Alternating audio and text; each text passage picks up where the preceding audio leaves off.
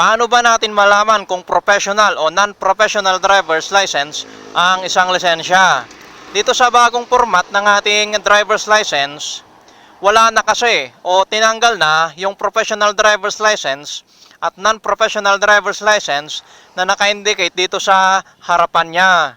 Hindi tulad dito sa old format ng ating lisensya, meron naka-indicate na professional o non-professional driver's license tulad nito. Pero dito sa new format, ang nakalagay na lang po ay driver's license. Ngayon, ang tanong, paano po natin malaman kung ito ay professional o non-professional driver's license? Welcome to this YouTube channel, Responsible and Law-Abiding Driver.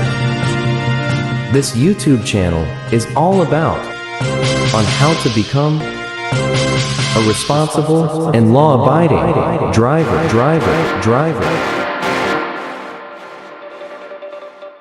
If you are new to this YouTube channel, click the subscribe button and also the bell icon for you to be notified when new video was uploaded. Thank you and enjoy watching. Ngayon, dito po sa bagong format ng ating driver's license, kung makikita po ninyo, may pagbabago na. Kaya pag-aralan natin ito ngayon para dagdag kaalaman sa atin.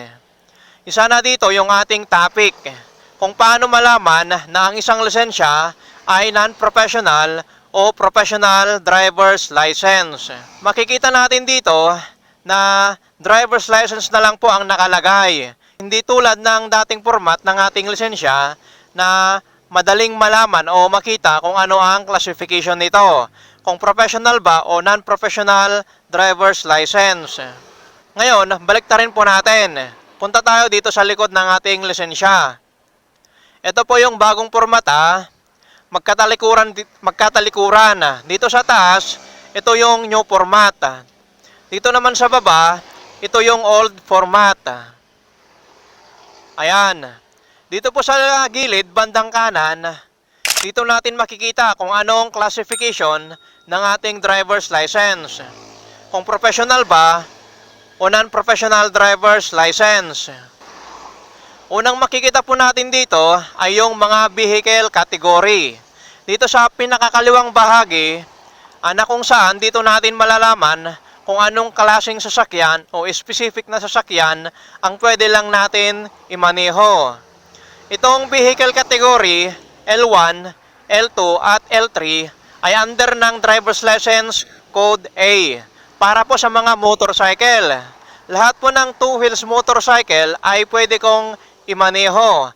Mapamanual, semi-automatic at saka automatic. Pwede kong imaneho lahat ng mga yon. Dito naman po sa bandang gitna, itong PL, ito po yung classification ng aking driver's license. Ang ibig sabihin niyan ay professional license o di kaya ay professional driver's license. Dito na natin makikita o malalaman kung professional ba o non-professional driver's license ang hawak natin na lisensya. Kaya tingnan nyo po sa inyo kung PL ang nakalagay dyan, professional driver's license holder po kayo. Pero kapag NPL, ibig sabihin yan, non-professional license o non-professional driver's license holder kayo. Maliwanag po yun Dito natin makikita kung professional o non-professional driver's license ba ang lisensya natin. PL stands for professional license o professional driver's license. Ang NPL naman stands for non-professional license o non-professional driver's license.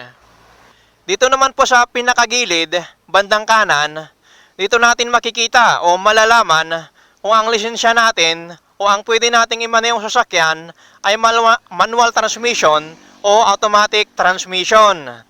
Pero as we can see, empty ang nakalagay sa akin. So ibig sabihin yan ay manual transmission ang pwede kong imaneho. Pero bakit sabi ko kanina na pwede kong imaneho yung manual, semi-automatic, saka automatic na motor? Pang manual lang naman pala ang aking clutch code. Para po sa mga motorcycle. Lahat po ng two wheels motorcycle ay pwede kong imaneho. mapamanual, semi-automatic at saka automatic. Pwede kong imaneho lahat ng mga yan. Ganito po kasi yon. Nung kumuha po kasi ako noon ng driver's license ko, ay manual transmission ang kinuha ko. Sabi ng LTO, kapag manual transmission ang kinuha mo na clutch code ng lisensya, ay allowed po tayo na magmaneho ng manual transmission at automatic transmission na sasakyan.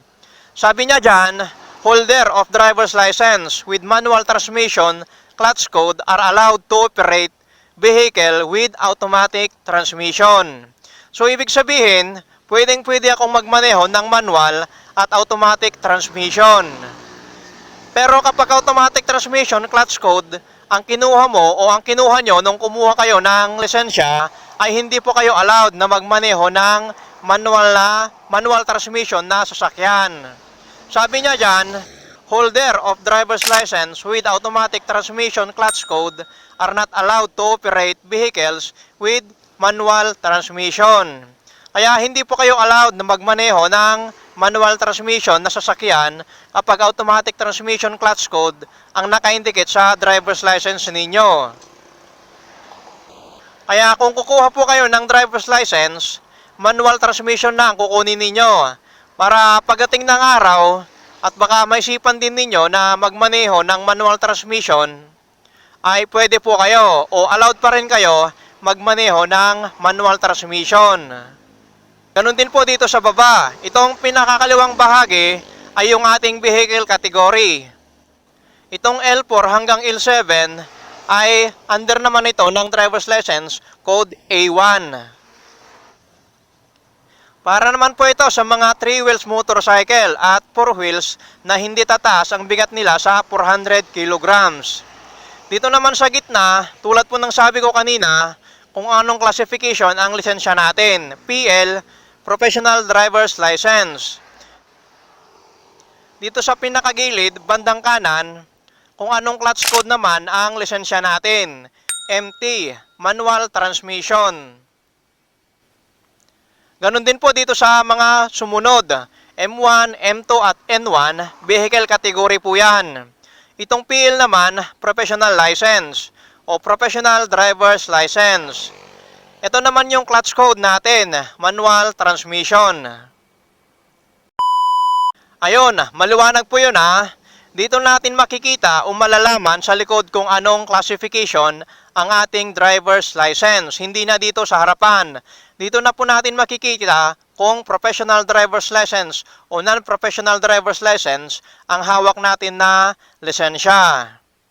Hindi na tulad dati na pagtingin mo pa lang sa harapan ng lisensya natin ay makikita na natin na non-professional o professional driver's license ang hawak natin na lisensya. Kung may mga katanungan pa po kayo tungkol sa ating driver's license, mag-comment lang po kayo o di kaya ay mag-direct message po kayo sa ating FB page. Maraming salamat po sa panonood and God bless. Sumunod po tayo sa mga batas trapiko para maging responsible and law-abiding driver tayo. Mag-ingat po tayo sa ating pagmamaneho.